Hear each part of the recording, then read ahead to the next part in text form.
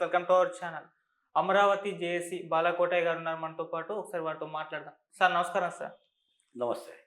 Sir ఆళ్ళ Ramakrishna Reddy RK గారు మరి రాజీనామా చేయడం జరిగింది. సో వైఎస్ఆర్సీపీ పార్టీ నుంచి అంటే ఎందుకు ఎలక్షన్స్ దగ్గరలో ఉన్నాయి, ఇప్పుడు ఈ రాజీనామా వెనుకున్న వ్యూహం ఏంటి, అసలు ఏం జరుగుతుంది సార్? అందరూ అర్థం చేసుకోవాలి. ఇప్పుడు సాధారణంగా వైసీపీ పార్టీ నాయకుడు, ముఖ్యమంత్రికి సంబంధించిన ముఖ్య అనుచరుడు, ఆ పార్టీతో భావబంధాలు, సాధక బాధకలు అన్నీ కలిగిన ఆళ్ళ రామకృష్ణారెడ్డి గారు రాజీనామా చేస్తే ఇప్పుడు బాధపడాల్సింది ఎవరు, సంతోషపడాల్సింది ఎవరు? బాధపడాల్సినడేమో బాధపడతారా. ఆయన రాజీనామా చేస్తే ఆ పార్టీలో ఒక ఎమ్మెల్యే కానీ, ఒక నాయకుడు కానీ, ఆ తాడేపల్లి పరిసర ప్రాంతాలు కానీ ఎవరు కూడా బాధ పట్టల్లా. ఇటు ప్రతిపక్ష పార్టీలో మాత్రం ఆనందం వ్యక్తం అవుతుంది. ఎందుకు చేసిండు ఆయన? ఆయనకి ఏమన్నా ముడ్డి కిందకి నీళ్ళు వచ్చామని చేసిందా?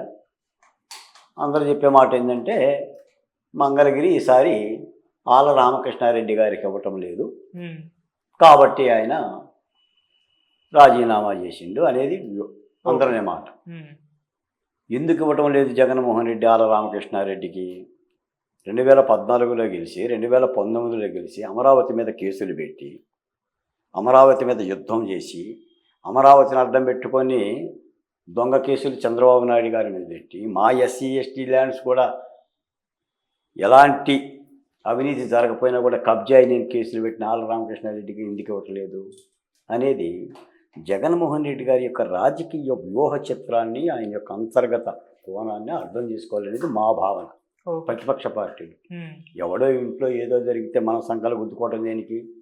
అయినా 150 రోజులు ఎన్నికలు ఉన్నాయి. 150 రోజుల్లో ఎన్నికలు ఉండగా ఈయన రాజీనామా చేసేది ఏంటి? రాష్ట్ర ప్రజలకు మేలేంటి? ఆ మంగళగిరి ప్రజలకు మేలేంటి? లేదా రాజధాని ప్రజలకు మేలేంటి? ఈయన చేయాల్సిన పాపం అంతా చేశాడు. ఇప్పుడు రాజధాని గడ్డ మీద పుట్టిన ఆళ్ళ రామకృష్ణారెడ్డి గారు తన ప్రాంతంలో వచ్చిన రాజధానిని వ్యతిరేకించాడు. తన ప్రాంత రైతులు ఇచ్చిన భూములకి శాపనార్థాలు పెట్టాడు. ఆ మహిళలను కూడా ఇబ్బందులు పెట్టిండు. రాజకీయంగా ముఖ్యమంత్రి గారికి వెన్నుదన్నుగా ఉన్నాడు. ఇప్పుడు ఆయన పోతున్నాడు అంటే నాకు తెలిసి మంగళగిరిలో తెలుగుదేశం పార్టీ జాతీయ ప్రధాన కార్యదర్శి నారా లోకేష్ గారు బరిలో ఉంటానని ఆయన కూడా చెప్పినట్టున్నాడు. లోకేష్ గారిని ఎలా కట్టడి చేయాలి, ఎన్నికల్లో మళ్ళీ గెలవకుండా ఎలా ఓడించాలి అనేది జగన్మోహన్ రెడ్డి గారి వ్యూహం. ప్రధానంగా అందరికీ తెలిసిన విషయం ఏంటంటే అక్కడ చిరంజీవి గారు అని ఒక పద్మశాలిల నాయకుడు ఉన్నాడు, చేనేత కార్మికుల నాయకుడు. దాదాపుగా మంగళగిరిలో 70,000 ఓట్లు వాళ్ళకే ఉన్నాయి. అందుకని ఆళ్ళ రామకృష్ణారెడ్డి గారిని పక్కన పెట్టి ఈ బీసీలకు సంబంధించిన గంజి చిరంజీవి గారికి సీట్ ఇస్తే అక్కడ లోకేష్ గారిని కట్టడి చేయొచ్చు అనేది జగన్మోహన్ రెడ్డి గారి వ్యూహం. దీనికి కలత చెందేసి రామకృష్ణారెడ్డి గారు బయటికి పోతున్నాడు. ఆయన బయటికి పోతేనే జగన్మోహన్ రెడ్డి గారికి కావాల్సింది విన్ను, ఆయన గెలుపు. సాధారణంగా జగన్మోహన్ రెడ్డి గారి వైఖరిని మనం అధ్యయనం చేస్తే ఎవడు పోతలా ఎవడు ఉంటాడా కాదు, ఆయన చెప్పినోడే ఆయనకు ఉండాలి, ఆయన ఇచ్చింది తీసుకోవాలి. ఆయన చూస్తానంటే చూస్తాడు, వెళ్ళు అంటే వెళ్ళిపోవాలి, ఇదే కదా. ఇప్పుడు 30 సంవత్సరాలు కాంగ్రెస్ పార్టీతోనూ రాజశేఖర రెడ్డి గారితో జగన్మోహన్ రెడ్డి గారితో బంధం కలిగిన కోటమిరెడ్డి శ్రీధర్ రెడ్డి గారే బయటికి వెళ్ళిపోయాడు కదా. ఆనం రామనారాయణ రెడ్డి గారు లాంటి పెద్ద వ్యక్తులు కాంగ్రెస్ పార్టీలో గురువృద్ధులు లాంటి వాళ్ళు బయటికి వెళ్ళిపోయారు కదా. అక్కడ చంద్రశేఖర్ రెడ్డి గారు బయటికి వెళ్ళిపోయారు కదా. తర్వాత తాటికొండలో మా ఉండవల్లి శ్రీదేవి గారు బయటికి వెళ్ళిపోయారు కదా. నేను అనేది ఏంటంటే జగన్మోహన్ రెడ్డి గారు రేపు పొద్దున 24 ఎన్నికలకు సంబంధించిన కులగణన అస్త్రాన్ని చేపట్టబోతున్నాడు. అంటే ఆంధ్రప్రదేశ్లో ఉన్న సామాజిక కులాల యొక్క పరిస్థితిని అంచనా వేసి అటు బీసీలు, ఇటు మైనార్టీలు, ఎస్సీలు, ఎస్టీలు, ఎస్సీలలో ఉన్న ఉపకులాలు 2 ప్రధానంగా మాల, మాదిగ ఈ సమతూకంతో ఆయన రాజకీయ యుద్ధం చేస్తున్నాడు. అసలు సాధారణంగా ఆయన కూడా చెప్తూనే ఉంటుంటాడు, ఇందులో పెద్ద మనం దాపాల్సిందే ఉంది. ఆయనే చెప్తుంటాడు నా ఎస్సీ, నా ఎస్టీ, నా బీసీ, నా మైనార్టీ అని. ఆయన ఈ యుద్ధంలో నమ్ముకున్నది కూడా వాళ్ళనే. అందుకని జనరల్గా నేనేం చెప్తానంటే రాష్ట్రంలో కానీ దేశంలో కానీ అటు కర్ణాటక కానీ తెలంగాణ చూసిన తర్వాత ఎన్నికలో ప్రజలు అధికారంలో ఉన్న ప్రభుత్వాన్ని గద్దెదించడానికి చాలా ఉత్సాహంగా ఉన్నారు. ప్రజలు మార్పు కోరుతున్నారు అనేది ఒక ప్రజాస్వామికంగా ప్రజలు ఇచ్చిన తీర్పు. కేసీఆర్ గారు తెలంగాణలో చాలా అహంకారపూరితంగా ప్రవర్తించాడు కాబట్టి ఆ అహంకారానికి దెబ్బ కొట్టే రేవంత్ రెడ్డి గారు పట్టం కట్టారని అంటారు. కేసీఆర్ గారి అహంకారంతో పోల్చుకుంటే జగన్మోహన్ రెడ్డి గారి అహంకారం 100 రెట్లు ఎక్కువ. ఆయన తప్పిదాలు ఎక్కువ. ఆయన చేసిన మాట తప్పిదాలు కానీ, మడెం తిప్పటాలు కానీ, లేదా ఎస్సీలకు ఎస్టీలకు చేసిన అరాచకాలు కానీ, ప్రతిపక్ష పార్టీల మీద చేసింది కానీ, అమరావతి రైతు మీద చేసింది కానీ, విశాఖ ఉక్కు మీద చేసింది కానీ, సంక్షేమ పథకాల మీద, ఇవన్నీ కూడా చాలా పాపాలు ఉన్నాయి. వీటన్నిటిని తట్టుకొని మళ్ళీ ఆయన రాజకీయాలు ఎలా రావాలి అని అంటే ఒక ప్రత్యామ్నాయ మార్గంగా ఈ కులగణన అస్త్రాన్ని ప్రయోగిస్తున్నట్టుగా ఉంది. అంటే సామాజిక కులాలను దగ్గరకు తీసుకోవటం, వాళ్ళకి నేను ఏదో చేస్తున్నాను అని చెప్పేసి అని. నిజానికి ఆయన చెప్తుంది, ఇప్పుడు సామాజిక రథయాత్ర చేశాడు ఆయన. నాకు తెలిసి జగన్మోహన్ రెడ్డి గారు ఆంధ్రప్రదేశ్లో చేసిన రాజకీయ కార్యక్రమాలు రెండు. ఒకటి ఏంటంటే గడప గడపకి, రెండు ఈ సామాజిక న్యాయ యాత్ర. ఈ సామాజిక న్యాయ యాత్ర అచ్చంగా బడుగు బలహీన కులాలను ఆకట్టుకునేందుకే చేశాడు. నిజంగా వాళ్ళకి సామాజిక న్యాయం చేశాడంటే సామాజిక న్యాయం చేయలే, సామాజిక సంహారం చేసింది సంహారం, కానీ చెప్పేది మాత్రం న్యాయం. ఇదే చేస్తున్నాడు. కాబట్టి ప్రతిపక్ష పార్టీలు జగన్మోహన్ రెడ్డి గారి యొక్క ఈ రాజకీయ అడుగుల్ని పరిశీలించే స్థితిని తెచ్చుకోవాలి. ఎందుకంటే ఆంధ్రప్రదేశ్ మేము మొదటి నుంచి చెప్తున్నాం, అక్కడ యుద్ధమే కులాల మీద జరుగుతుంది. ఈ ముఖ్యమంత్రి గారు వచ్చిన తర్వాత ఈ కులాల మంటని పెట్రోల్ పోసి మరీ తగలబెట్టిండు. ఇప్పుడు రాజధానికే కమ్మలని పేరు పెట్టిన ముఖ్యమంత్రి గారు ఏందో చూసాం మేము ఆంధ్ర రాష్ట్రం అంతా. సహజంగా అమరావతిలో 29 గ్రామాలు ఉంటే 29 గ్రామాల్లో కమ్మోళ్ళు ఒక్కళ్ళే ఉంటారన్న సంగతి మాకు తెలియదు అక్కడ పుట్టిన వాళ్ళకి. జగన్మోహన్ రెడ్డి గారు పులివెందులో పుట్టినా కూడా కమ్మలే అక్కడ ఉంటారని తెలిసింది. ఆయన చెప్పిండు, ఆ తాబేదారులు ఎమ్మెల్యేలు అందరూ కూడా ఆయన మాట విన్నారు. ఒక ప్రాంతంలో ఒక కులం ఉంటుందా? పులివెందులో ఒక కమ్మ రెడ్లే ఉన్నారా? ఇతర కులాలు ఇవ్వ అంటే ఇలా కులాలను వాడుకోవటం ఎన్నికల కమిషన్ మీద కానీ, లేదా న్యాయమూర్తుల మీద కానీ, లేదా ప్రతిపక్ష పార్టీల పేర్లు పెట్టారు కానీ, ఇప్పుడు కూడా ఏంటంటే ఆ కులాస్త్రాన్ని వాడుతున్నాడు. ఆ వాడటంలో భాగమే ఆయన కొన్ని పర్టికులర్ సర్వే రిపోర్ట్లను దగ్గర పెట్టుకొని ఎవడ ఓడతాడు, ఎవడ గెలుస్తాడు అనేది ఓడుతున్న అభ్యర్థుల్ని నచ్చజెప్పటమో, నచ్చకపోతే బయటికి పంపటమో చేస్తున్నాడు. వీడు గెలుస్తాడు అనుకునే అభ్యర్థుల్ని ఆయన సీట్లు ఇచ్చే ప్రయత్నం చేస్తున్నాడు, స్క్రూటినీ చేసుకుంటున్నాడు. నాకు తెలిసి దాదాపు 151 మంది ఎమ్మెల్యేలలో 80-90% ఎమ్మెల్యేలు కొత్త వాళ్ళని తెచ్చుతున్నారు. నేను మాట ప్రతిపక్ష పార్టీలు కూడా అమరావతి బహుజన చేసి నాయకులుగా చెప్తున్నా. ఇప్పుడు మనం ఒక క్రికెట్ మ్యాచ్ ఉంది, బ్యాట్స్మెన్ 2 సార్లు డక్అవుట్ అయ్యాడు. మూడో మ్యాచ్కి ఏం చేస్తాం?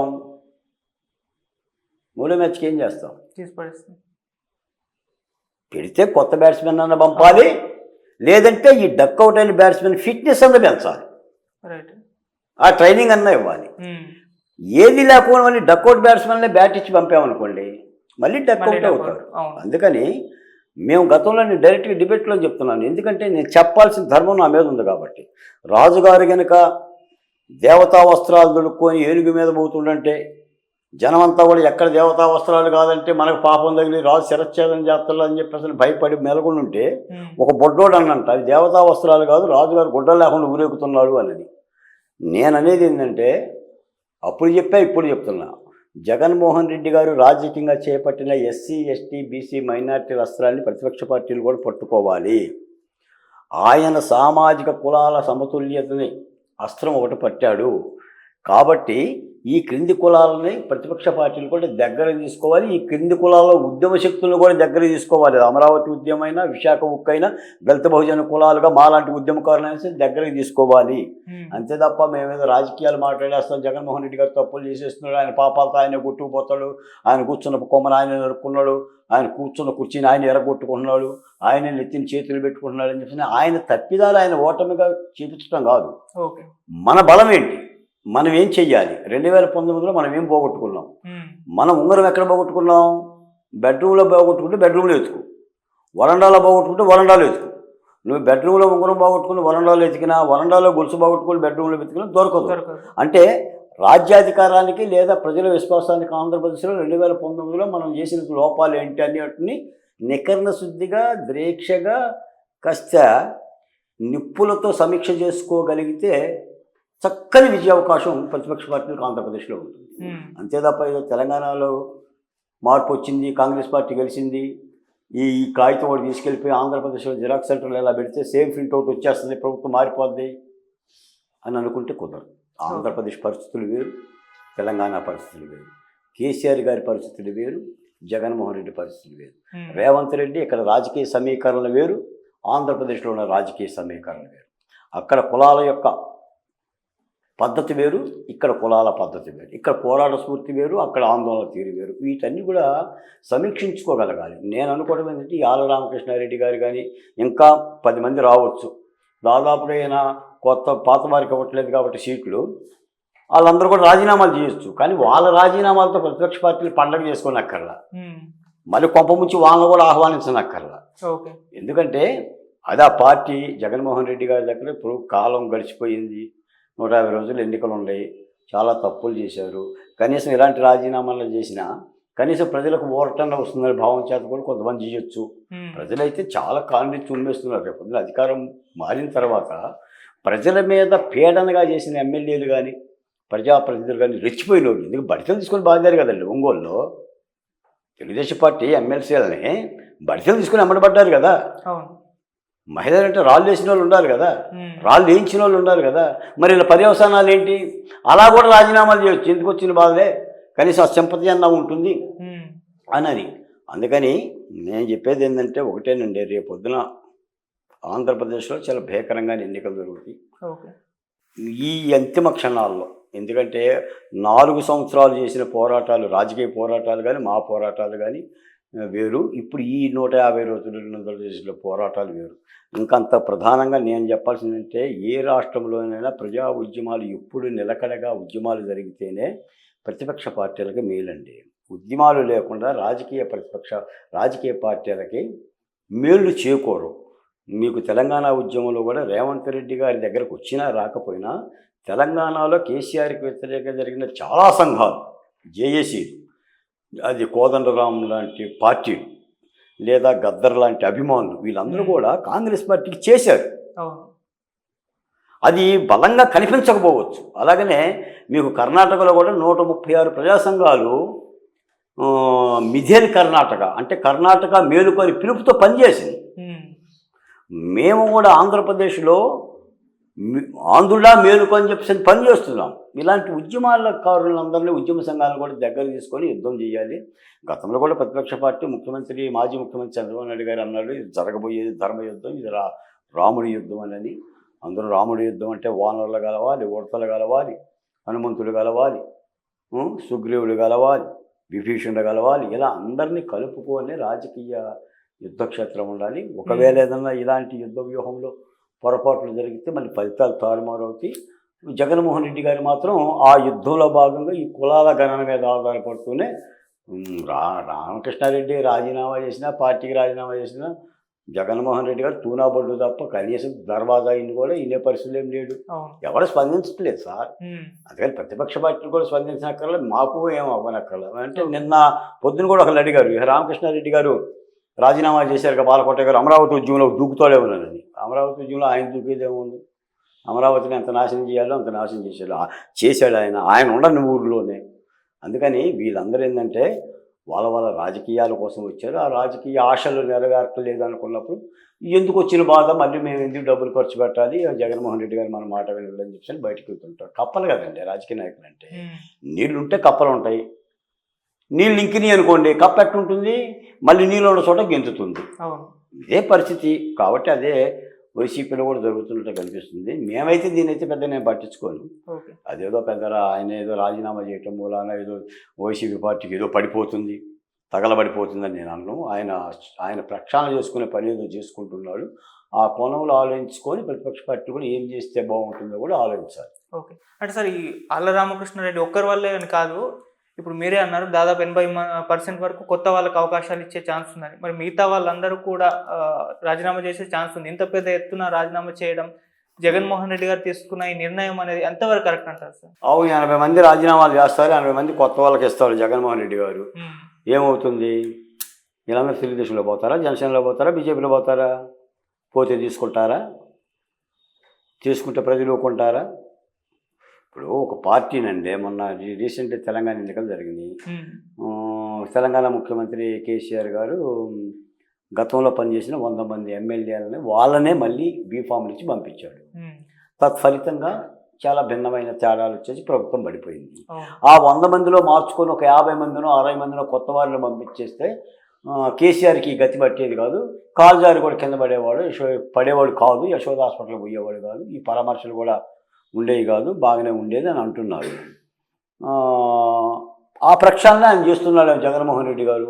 నిజమే, ఈ ఫార్మెట్ చాలా తప్పుగా కేసీఆర్ చేసుకున్నాడు, మనం దిద్దుకుందామని కొత్త వాళ్ళని పెట్టుకుంటున్నాడేమో. సహజంగా ఏంటంటే ఎమ్మెల్యేలు కూడా వ్యతిరేకత ఉంటుంది. ఒక ప్రభుత్వం మీద వ్యతిరేకత అంటే డైరెక్ట్గా ముఖ్యమంత్రి మీద వ్యతిరేకత కాదు. వీళ్ళంతా మేము చెప్పలాల్సి వస్తున్నాం. దుర్మార్గంగా రాజకీయాలు ఎలా అయినాయి అంటే డైరెక్ట్ ఏ బి ఈ మధ్యన ఎవడో లేడు.